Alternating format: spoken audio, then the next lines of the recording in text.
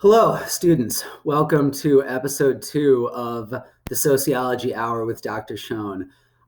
Continuing our discussion on crime and violence this week. And today I want to explore a topic that is easily, like by orders of magnitude, one of the more controversial elements of talking about cities and specifically talking about urban poverty is what is the connection between crime, poverty, and culture. So let me get my slideshow going. To try to give some insight and to address this question in as scholarly of a sense as we can, I'm going to start by going over the reading that was assigned for today, this famous article, which was taken out of a book actually called Code of the Streets by Elijah Anderson, who is a sociologist at University of Pennsylvania, who I really admire. Then I will connect that to a concept called differential socialization, and then finish up by discussing causal pathways. I also want to talk about drugs a little bit today, about the role that drugs plays in this whole thing. Now, before I get to my material, let me continue to reiterate that work is still due and work still needs to be handed in. I am more than happy to discuss any concerns that you are having with you, either on Skype or by email, so don't hesitate to reach out. But yes, for all students in the class, you do need to turn in that fourth reaction paper this Friday at 1 p.m. You will be submitting it on the Google, on the CourseWebs, CourseWebs Dropbox. And I'll try my best to get some feedback to you as soon as I possibly can. Then we'll spend some time thinking about the paper, and by that point, you will have comments from me about your annotated bibliography returned to you. Sound good? God, I hope so. Okay, so let's get to work. Here, this says culture at the top of the screen, but really this could have said review, because I spent a week discussing urban poverty. I spent a week, well, poverty in general, but especially urban concentrated poverty. So we know we have concentrated poverty, and that's not a good environment to be living in. We know we have joblessness in communities where it didn't exist before, and that by itself is not a great thing. We know we also have poor institutions. You can think about a poor relationship with law enforcement. You can think about a poor educational system. That's what is meant by institutions. And those are often deeply distrusted by members of segregated inner city communities. They're also not really things that help people push themselves forward and move themselves forward in any type of measurable way. And we know we have a skills mismatch. Skills mismatch theory has created a population that is uniquely poorly prepared to embrace the opportunities of the new post-industrial economy. Sprinkle some segregation on top of that, and that locks the whole thing in place. Keep in mind, like, I care about poverty in a moral sense, but I care about concentrated poverty in a very political sense, because once you have people unable to access this so-called American dream, like people unable to access the so-called promise of social mobility and better lives, once that's just locked in place, look, this is where you're going to live. And yeah, I mean, it's not like you're, being held at gunpoint in that area, but it does mean that it's so difficult to move and actually access a better neighborhood that it might as well be very much a de facto type of segregation. That just locks it in place. That's the stuff I really care about, because it is taking opportunities away from people who we know need those opportunities. Okay, so here is, when it comes to the formation of culture, let me just start with my one big orienting concept. Culture is a byproduct of social structure. Okay, I'm going to repeat that. Culture is a byproduct of structure at the social level. And actually, it could be more than that. It could be environmental structure. It could be economic structure. So there's a lot of little things I want to say about that issue, but don't let that out of your head, right? Keep that in mind, that Dr. Schoen is arguing that culture is a byproduct of structure. Cultures develop to help us live in and make sense of the environment and the structure that surrounds us, okay? So a really simple and possibly dumb example of this that I'll just say to get started is the first time I ever left the country was when I was in college, and I did a study abroad term in Spain, in the city of Cadiz, which is in Andalusia in southern Spain. This was in the middle of the summer there. I was there in June, July, or part of May, June, and July. That is an environment that is very hot and very dry, right? Spain is just a dry country. It does not rain very much. So one of the cultural elements that has emerged in that environment, right, that environmental structure, is people take very short showers. It's a response to the reality that it's a water-poor country. And it's a country that is not used to, it's a culture that's emerged out of water scarcity for many, many centuries. So I remember getting to Spain, and the person hosting me was an elderly Spanish woman. After like the second or third day, she says to me, you take really long showers. And the translation there was unmistakable, like, hey, don't take as long of a shower. That's an example of the culture responding to the structure that's out of everybody's control. I want you to keep that in mind. We create culture around a structure that is out of everybody's control. Okay, here's the big idea from Elijah Anderson, who is an ethnographer, spent a lot of time in very low income and very dangerous neighborhoods of Philadelphia, a city I used to live in. And here's his argument, and I 100% buy it for the record. Oh, and also to help you kind of understand how these things develop, Elijah Anderson, when he was in grad school, was trained by William Julius Wilson, actually. So there's a clear connection here. Elijah Anderson's his own scholar for sure. But yeah, there was a time when he was just Wilson's student, learning from Wilson, and has taken many of Wilson's ideas into the street, so to speak. All right. So here's his big idea.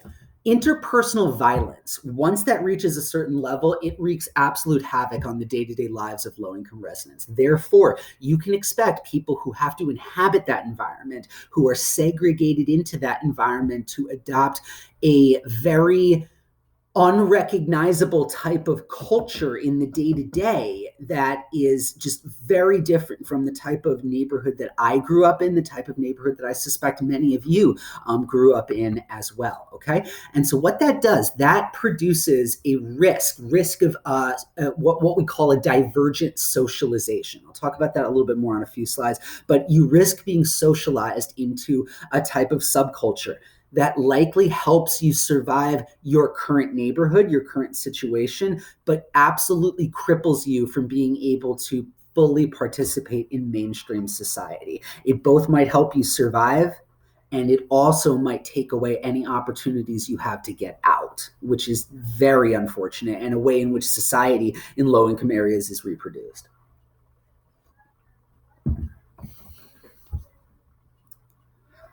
All right, so moving on then. Here's a statistic that really stopped me in my tracks when I first read it. It's from Robert Sampson, who was an author and a scholar that I referenced the last time that we met. In cities, especially in neighborhoods, generally 90% of the violent and property crime is committed by the same 10% of the population.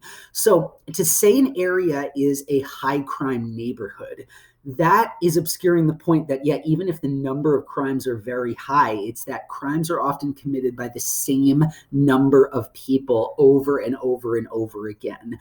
But, and this is absolutely crucial to understanding urban culture in these types of communities, once crime reaches a certain level, all of a sudden, everybody's got to understand.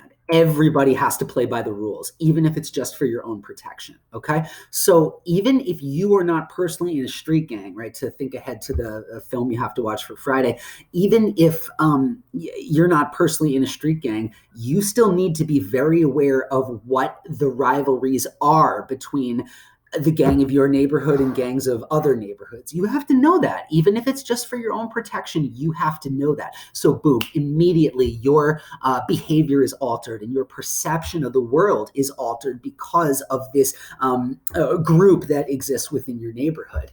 If there is a certain street corner where a drug market is operating, where people are going to buy drugs. Okay, well now my day-to-day routines might lead me to avoid that area because I don't want to be around drug dealers or addicts. Maybe I don't want that. I don't want my children to see that. Let's say I don't want my I don't want to, be dealing with potential confrontations between dealers and users or dealers and the police, right? I need to know that. So now certain areas become kind of no-go zones as a direct result of that happening. So even if I'm not personally involved in anything, my behavior is still deeply altered as a result. And that's a self-defense mechanism. That's something that people got to do in order to make sense of their neighborhood, right? In order to make sense of the place that they're embedded within.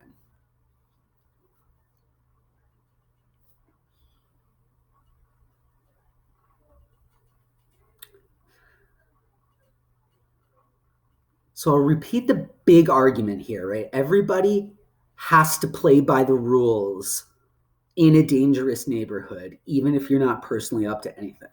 Everybody still has to play by certain rules and affect their and alter their behavior, even if it is just for your own protection. This leads me to a concept that we call differential socialization. If you took 101, and many of you did with me, and I know that, you might remember, I hope you remember, that socialization is the process by which individuals become functioning members of society. It's the process by which you learn how to act within various social situations as is dictated by your culture, as is dictated by values and norms of your community. So most of us would argue that, okay, a high level of violence, that's abnormal. That's not something that we want. That is not an element of mainstream society, or at least we do not want it to be. Most of us would argue that open air drug use, for example, is not a mainstream element of society. Think about the things you were socialized to do, though, growing up. The vast majority of us, from when we were very young, I suspect were told things by parents, authority figures, guardians, older siblings. Work hard in school, keep your nose clean, go to college, major in something useful, get a job, work hard, get married, have kids, get a golden retriever, live in the suburbs, right? Pursue, that's what's meant by socialization into the master culture, right? It's the culture that kind of affects everybody over and above whatever subcultures exist.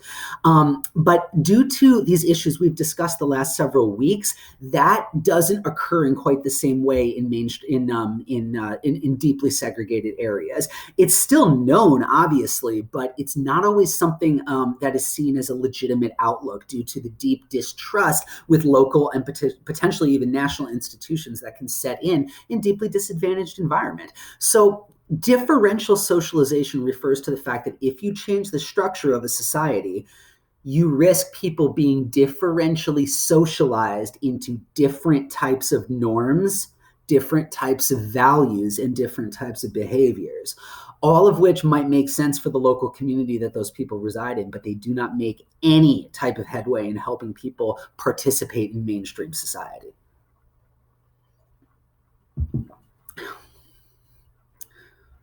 So status attainment, your ability to live a good life, your ability to obtain status, which we all want, is very much determined by the opportunity structure of your neighborhood. And your identities, for example, would certainly play into that as well. So if you look down here at this flow chart, this is a classic flow chart. It's taken out of, it's in the second chapter of every criminology textbook published in the last 50 years.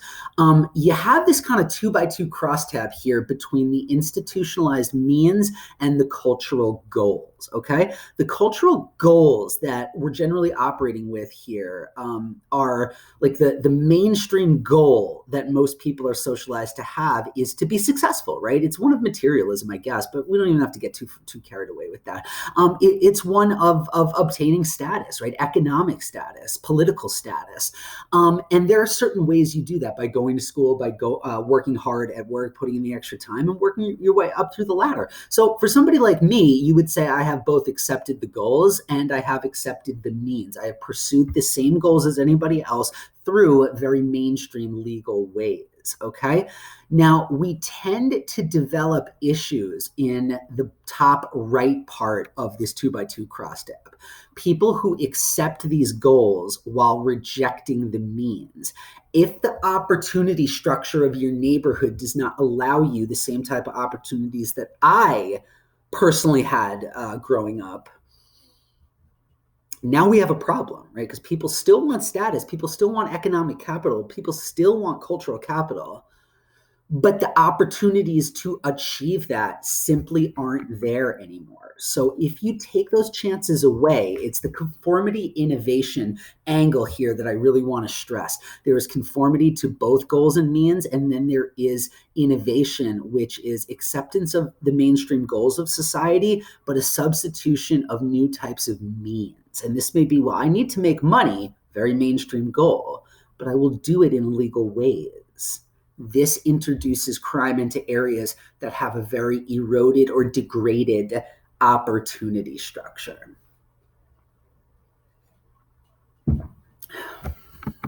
So without these chances, individuals, but research shows particularly young individuals, adolescents and teenagers, get cut off from mainstream society. They're the ones that often need these opportunities the most. And often, these are often people, adolescents and young people are often people that sometimes quite rightly feel the least amount of attachment to social institutions and social structure because they haven't lived in it for as long as anybody else. They haven't gotten used to it. They don't always feel like it served them in quite the same way, which can lead to a feeling of being cut off. So not only are you cut off, but I would argue one of the biggest problems with low-income communities is when people feel cut off. Now, again, that's probably just telling the truth about what your neighborhood looks like, but at the same time, it isn't a particularly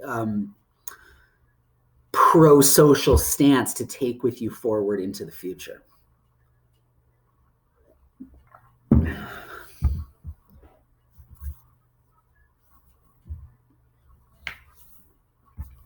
So that's differential socialization, right? If you have a different opportunity structure, then socialization will occur in a different way from what would be happening in mainstream society. Okay? So this leads to the concept of Eli Anderson's code of the streets. Even if you hold a mainstream belief about success, you have to understand the rules of your neighborhood. And the rules of your neighborhood probably don't help you navigate other types, like really anything other than your specific low-income community. So let's think about what the opportunity structure of a neighborhood might look like. Let's flesh that out in a little bit more detail. What are the economic opportunities available to you? Is it possible to get a summer job working at Walgreens? Or does that not just exist? Is maybe the only way to make money by participating in the drug trade in some form or another? Okay, that's a type of structure that will breed a new type of behavior among individuals. Who are the authority figures? Okay, well, in a high crime neighborhood, we have a couple things happening. When I talk to you guys on Friday, I'm going to talk a lot more about mass incarceration and its effect on families and communities. But one of the things that in a high crime neighborhood, young people constantly seeing men go in and out of prison, this is not good for the types of role models that people might have to look up to. Wilson sometimes gets dragged for this a little bit, and I think it's very unfair, really. If you see what are the men doing in a community, that does influence what people think are going to be possible and impossible choices for impossible and possible opportunities for them going forward. So the authority figures shop owners, police officers, right? Or are the authority figures, drug dealers and gang members? That is going to set a much different tone for how people's lives are going to go. What are the cultural norms, right? Are the norms that do we play outside, or is that just not possible, right? Due to violence and gang rivalries. Is it the norm to go to school, right? Or is the norm to kind of skip school because that place absolutely sucks anyway? And what's the point of even going? What are the gang rivalries? What do those exist? Like, what are the gang rivalries that exist within my community, and how does that affect me, personally going forward, for parts of the neighborhood I can go to and parts of the neighborhood I can't go to?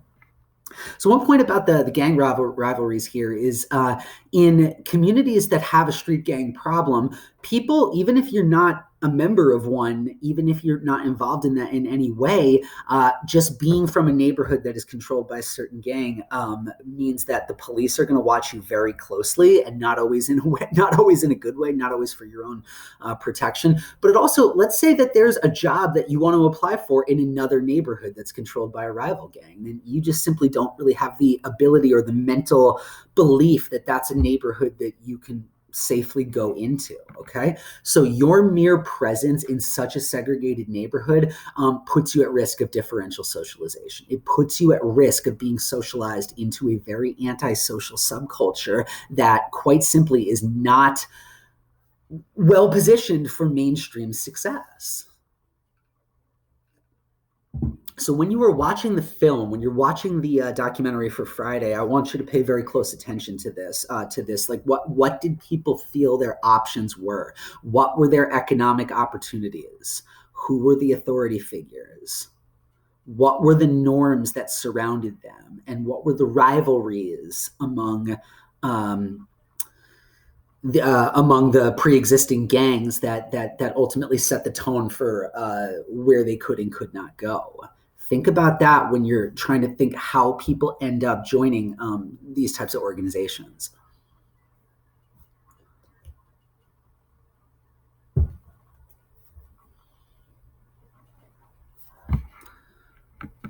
Okay, now, another way to think about this, very, very related to what I just kind of said, what would you need if you wanted to be socialized into mainstream culture, right? If that was the goal, not that anybody who's like 6 years old goes around talking like that. I want to be socialized into mainstream culture, mommy. No, nobody thinks that way. But if you wanted pro-social norms or mainstream social norms, what would you need around you, right? We really are at the mercy of our society in many ways in order to be socialized into this. Okay, well, you may want to get a job. That's one of the things I would need. I would need to be socialized into a work routine. Where are the jobs, right? I look around and there's all this joblessness around me. Everything is closed down. The factory jobs are gone, right? I can hear about maybe grandma and grandpa had industrial jobs of some kind, and those are way out in the suburbs or in Southeast Asia at this point. So you may want a job, but where are the jobs? Where can you get them? Remember what spatial mismatch and skills mismatch theory has to say about this. It is all connected. So what that means is a culture develops around joblessness. You need something else to occupy your time, and you need a new way to make a living, right? And so not everybody is going to fall into this trap. Like, many are going to make it and struggle to make it in very pro-social ways. But what this is helping us understand is, like, what is happening to that 10% that ends up committing all of the crimes, right? What is happening to that 10% that is just being left behind by society? So we end up with a culture developing around joblessness where it's really a very normative condition to not see people working, not see people getting up, putting on a uniform, and going to work every day. You may want to move. I mean, that would be my option. We covered this at length, so I don't think I have to say too much about this. You may want to move, but I lack the wealth to do so. I lack the knowledge of other neighborhoods. I lack the acceptance from those neighborhoods in some cases to move in. So what this says, if I'm locked in place, this is a picture of row houses in Baltimore, by the way. Look at that environment. I mean, I think it's very easy for young people, if they're walking down that street every day, to have to look at that. It's very easy to feel like my society doesn't give a shit about me. Like, my society just does not care about me. And if that is the belief, it's easy for me to see a situation develop where I might not feel very attached to mainstream society as well, right? I mean, and for me personally, that has already happened to me in some very different ways. I never grew up in one of these like deeply segregated, disadvantaged neighborhoods, and that's just my good fortune, right? Just where I happened, I had the luck of growing up. But people always need to adapt to their environment, always. And if that's the environment right there I got to adapt to, I am not sure that one can reasonably be expected to handle that in the most. I'm just not sure people can be expected to handle that in the best possible way. So if that's my environment, I have to just adapt to that environment. And everybody else tells me that education is the key to success. Okay, well, those of you that took 101 with me will understand my argument on this.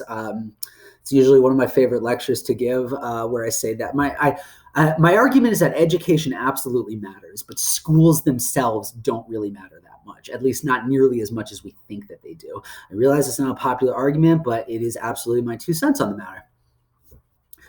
But here's where I'll walk that back a little bit. Everybody tells you that education is the key to success.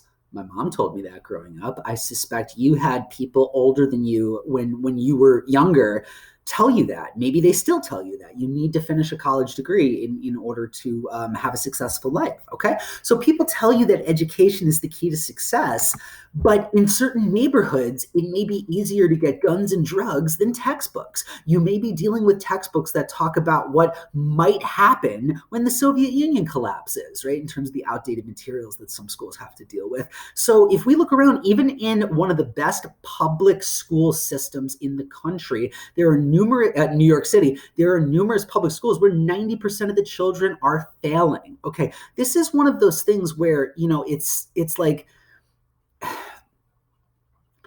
you look at this, if there's that many children failing, right? If I fail a test, that's probably my fault. If you fail a test, that's probably your fault. If 90% of children are failing, 90%, that tells me that the system in that particular school is fundamentally broken. That is not a system that is operating in a functional way, okay? And so what that does, it contributes, if everybody's failing, right, and the school itself is falling apart, it contributes to a belief, to a type of cultural norm that education is not the real path forward. So you end up with people being told to either pursue options in like athletics or entertainment, or to just get out entirely, which is good for you personally, but it leaves everybody else behind in the neighborhood as well.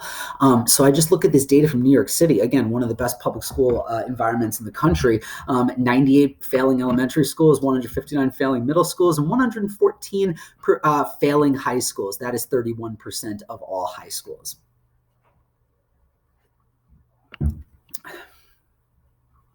So if we're going through this, right, like we want our culture, if I were to design a culture that I thought would really sustain people, you would want people to value hard work. You would want people, to have a good environment to nurture them, and you would want people to value their educations. And in certain areas, it is just a cruel joke to keep forcing that on people, to keep telling people education is the way to success. Make the most of your environment and get a job, right? Work hard. When the jobs are gone, the schools are degraded and destroyed, and there's absolutely no opportunity to get out of this particular neighborhood, right?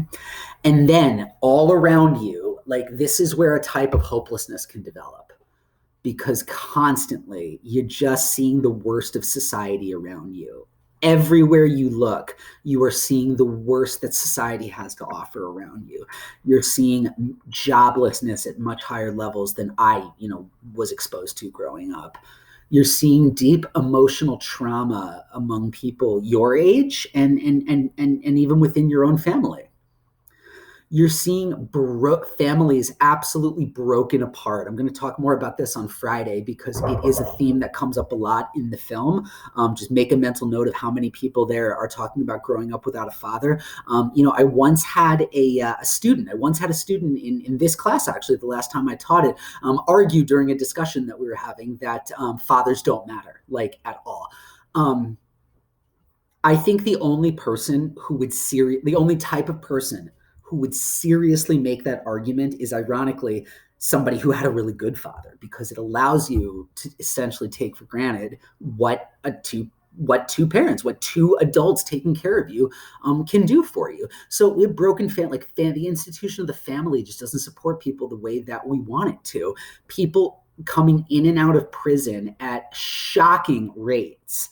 You're seeing domestic violence and drug alcohol abuses as people find ways to cope with what is a very unusual and abnormal environment. And this constant conflict, this constant strife, and all this violence around you, it's highly damaging to a childhood psyche. Now, these types of neighborhoods, if you're that I'm describing, you're saying to me like, that doesn't sound like anything like what I grew up in. Yeah, that's exactly the point. We're not talking about the modal outcome throughout the country. We are talking about the worst collection of neighborhoods that tend to produce the greatest amount of violence and the greatest amount of interpersonal crime that we see around us. But to children especially, there are very long-term social and psychological effects of this. There was a study done in the late 2000s, so around 2008, 2009, thereabout, which found, and this was just stunning to me when I read it, and found that the level of post-traumatic stress disorder observed among teenagers in gang-infested parts of Los Angeles was higher than the level of post-traumatic stress disorder among teenagers in Baghdad, Iraq, which was a city that had suffered under many years of extremely destructive war. All right. You think about Los Angeles, it sure doesn't seem like it's in a state of warfare. Or maybe it is. Or maybe it is in very specific neighborhoods that bear the brunt of everything that society has left behind. So children end up really suffering the most out of this. Like adults are in a much better position to push themselves forward, and psychological research, all sorts of research demonstrates that your brain isn't even fully formed, isn't even fully developed until you're like 25 years old. That is something it almost sounds like something I would read on the bottom of a Snapple cap, take that with a grain of salt here. But the bigger point here is that yet children are more prone to the long-term effects of this. And it does affect the way they look at the world. It does affect the way that they look at society. Exposure to constant stress is deeply damaging to a childhood psyche. And if there's anything around you that allows you to feel safer within that stressful environment, it's not surprising to me that people go for it. All right. So this is the point where I need you to understand what causality looks like, because it has become a very common, or it was for a long time, and probably still is, a very common sort of conservative talking point. This is not to say that all conservative politicians and people kind of went this way, but it's very common to hear people say things like, well, it's like, this is why those areas remain so poor. This is why Black neighborhoods don't advance themselves, because the culture does not value hard work. The culture does not value education. And I have a term for that. My term that I use for that is, I call it weapons grade sociology. And what I mean by that is, it's weapons grade sociology is my term for points you make that are designed to completely shut down a conversation rather than encourage discussion about what is causing certain things to happen.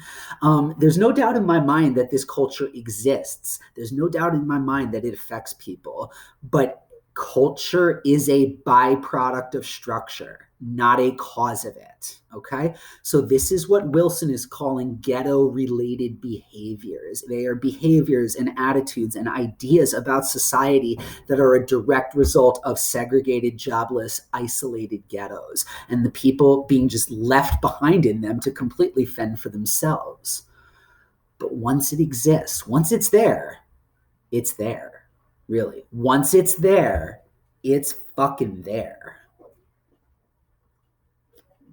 And so this map I have here of gang territories, Crip and Blood neighborhoods in Los Angeles, you're talking about pretty small neighborhoods that might be controlled by certain areas. This map was put together. Granted, I mean, you can't, like, the Census Bureau obviously does not collect data on the extent of gang territory, obviously, but This map was created by a sociology doctoral student at the University of Southern California. And so granted, may have changed ever since he published it, but it is what it is. I just want you to kind of see that you're talking about neighborhoods side by side with one another. I personally think it is very, very difficult for most Americans, not all of us, but for most Americans to understand the claustrophobia that develops from living down the street from somebody who might want to kill you. But you don't know. That's the problem. And if you don't know what's going to happen, people have to take steps to protect themselves. People have to take steps to protect themselves, and they pull away from mainstream society and alter their own behavior out of self-protection, okay? The term that the great sociologist Pierre Bourdieu has for this, I do not want to go into a big Bourdieu discussion because Bourdieu is simultaneously brilliant and completely impossible to understand, but he calls this symbolic violence. It's violence that, is sort of inflicted symbolically upon a group of people that essentially gets them to accept their treatment, right? Their treatment here. And so if you're living in this type of a neighborhood, and I'm in one of those red neighborhoods surrounded by blue neighborhoods, I can't even cross the street to go to the supermarket. Maybe I can't, and there's just no public school that I can actually sort of rely upon. And those people are being told over and over again, get an education, work harder, work harder. And you just look at the structure around you. Some of these people are going to lose. They're just going to lose. And this is in some ways a game of musical chairs, right? Like if I set up, if we play a game of musical chairs, it is our position going around the chairs that will determine who gets one to sit on and who does, and who doesn't. But we can absolutely create a society and create a game of musical chairs, so to speak, in which everybody does have a chair to sit in. And in the absence of that, this code of the street arises because there isn't anything left for people in a lot of ways. Okay. And then amidst all of that joblessness, all of that segregation, all of that failure within institutions, the broken homes that people is coming out of, something else hits the streets, which is extremely unfortunate. And that is drugs. So it started with crack cocaine in the 80s. Later, it became heroin. Later, meth, although I don't think meth is nearly as much of an urban drug as these other two things are. Drugs absolutely destroy whatever community you had left. Drugs destroy communities almost like a hurricane would destroy, a coastal Florida community. It does so in two ways. Drugs create addicts who just can't function in mainstream society and need a lot of resources in order to drag them back to mainstream society. In the absence of that, drug addiction becomes the reality for many people. It also destroys communities by creating an outlet to young men who have no mainstream options whatsoever. I shouldn't say, let me walk that back. It's not they have no mainstream options, but men with extremely limited mainstream options. So if you've ever seen a TV show called The Wire is known as kind of every sociologist's favorite TV show. It was on HBO from 2003 to 2009, something like that. The Wire's fantastic. But it deals with Baltimore, right? All these institutions of Baltimore, the police, the drug gangs, the industrial workers, the media, the education system. The Wire was a show that people often said, well, it's a show that doesn't really have a protagonist, doesn't really have a main character. Yeah, it's because the main character of The Wire was the city of Baltimore itself and everything that is happening in it. But this is discussed at length and really shown at length in The Wire. I strongly encourage you to watch that if you have HBO, if you have any ability to kind of see it, and it really shows that about the outlet, the children that come out of a failing education system. There's almost no mainstream opportunity for many of these children. So some become addicts themselves, and others become distributors within the drug trade. But either way, what this means is the neighborhood, which was previously like gutted of all its mainstream opportunities, is now flush with some very easy cash. And this makes violence so much more likely. Violence is baked into the very nature of the drug trade because you have no other way besides violence to protect business investments. I don't want to sound like a business professor here, but really, I think it's very easy to understand. If you're a drug dealer and you get robbed, can you go to small claims court and try to recover those drugs you were about to be selling? No, you cannot. And so that means the only way that people have to enforce and to grab a share of the market and to protect that share of the market is through violence. And that starts to just spill out of control very, very quickly. Okay. So I want you to look for that as you're getting ready to watch this film, as you're pushing yourself forward to write this paper. Look at the structure of opportunity that surrounds these neighborhoods in Los Angeles and the people that end up joining gangs. Listen to their stories about how they ended up in a gang in the first place. What opportunities did they lack? And think also about what might improve the community going forward such that this level of interpersonal violence just does not happen anymore. I realize, look, I'm not going to be grading you based on that. There's people that get paid a lot of money to control gang conflicts and come up with policies that just simply don't work. But that is absolutely something that I want you to be thinking about. Okay. So that's what I got. The last thing I'll say about this, about the code of the streets, keep in mind that it is a response to an abnormal environment. It is a response to an environment that is quite honestly shameful, that structural environment exists in one of the wealthiest countries in the world. But we aren't the only country that has that problem. So I guess there's a lot of that going around. Ghetto-related behaviors. Okay. I'll see you on Friday. Thank you very much for watching this and listening to me. Those of you that are going the whole way, it means a lot to me. Thank you very much. Bye-bye.